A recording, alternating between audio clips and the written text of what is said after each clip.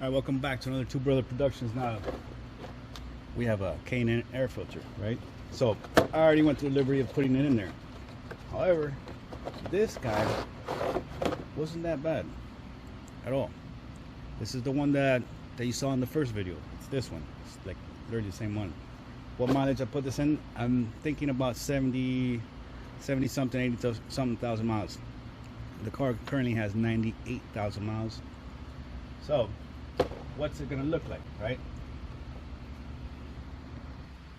So you're gonna get a flat tip screwdriver, unscrew this,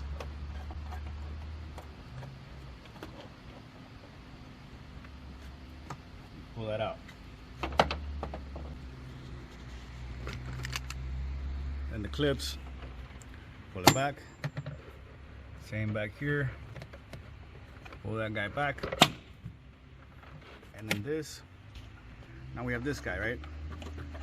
So for this one, it's a little brown clip there.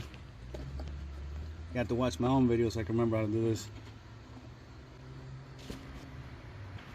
And it was. Very careful with that guy. Make sure it's not dirty or anything.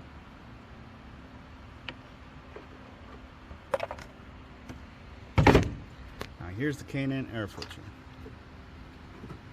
What's it look like right now? Ooh, got some bugs in there. So I'm gonna shake this out and put it back in.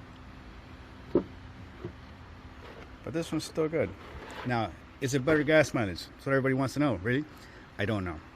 I tried it out. This one seems to have given me less, but it all depends on what gas you put in. You always put the expensive one in this car in particular. When you set your range in your car, reset your miles on the trip, it's going to tell you how much range you have.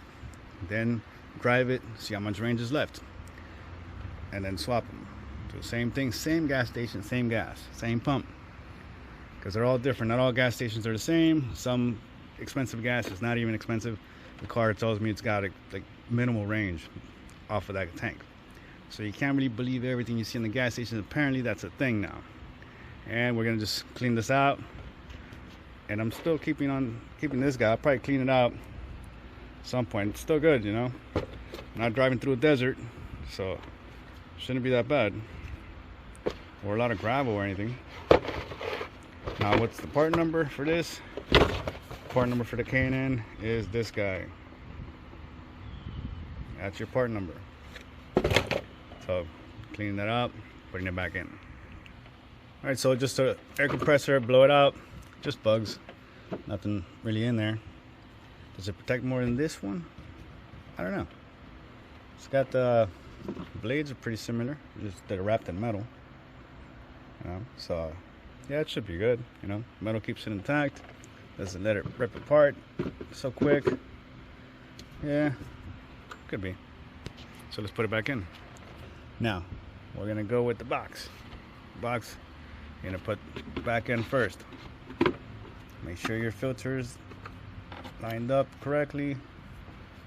Once that's in, push this down and get this clip from the back side. You're gonna push it in. There we go. Same thing the other side. The other side will be easier.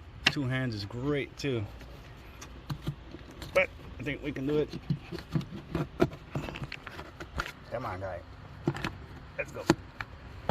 All right. Then I'm gonna put the sensor back in. There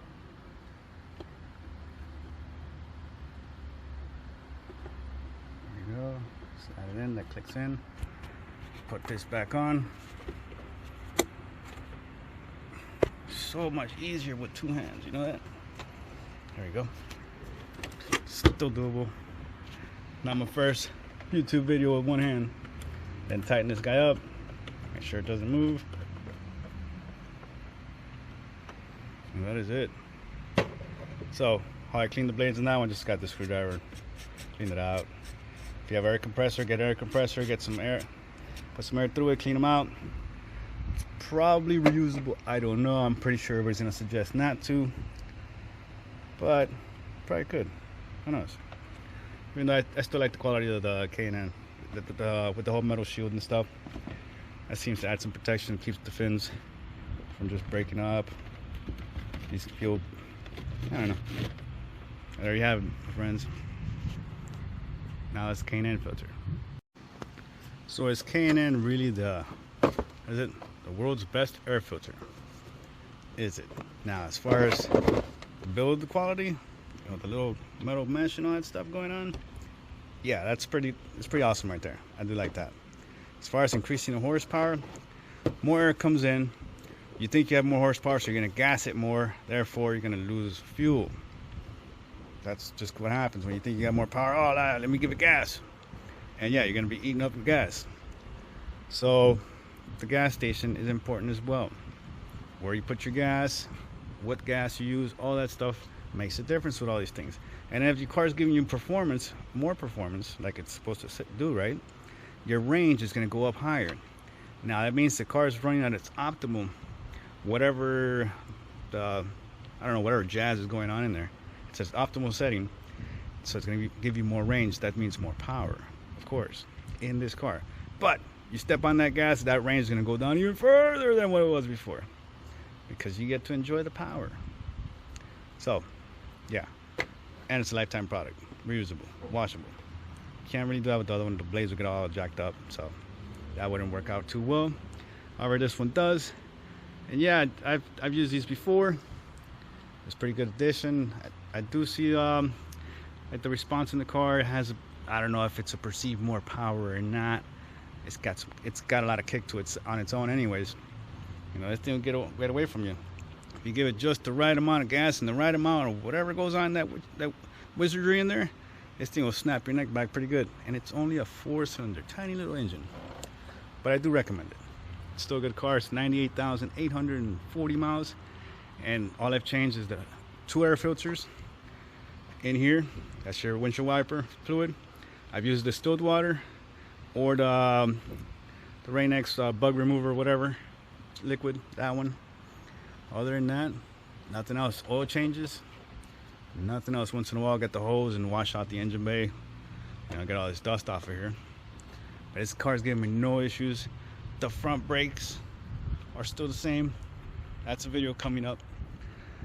Same original brake pads. Still got some meat, but they put some grooves up in it. We'll get to that video someday. So as always, like and subscribe, hit the notifications, and we'll bring you content as soon as we get it.